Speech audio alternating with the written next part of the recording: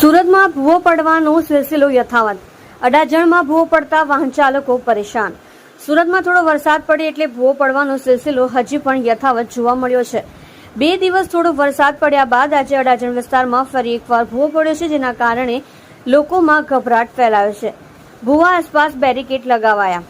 વરસાદ પડતા ભૂવો પડવાના અનેક બનાવ બન્યા હતા, જે હજી અટકતા નથી. આજે ટ્રાફિકથી ધમધમતા અડાજણના જ્યોતિન્દ્ર દવે ગાર્ડન પાસે ભૂવો પડ્યો હતો. જાહેર માર્ગ પર ભૂવો પડતા વાહન ચાલકો હેરાન થઈ રહ્યા છે. ભૂવાના કારણે ટ્રાફિકની સમસ્યા થઈ રહી છે. પાલિકાએ ભૂવાની આસપાસ બેરિકેડ લગાવી દીધા છે. સતત પડી રહ્યા છે ભૂવા.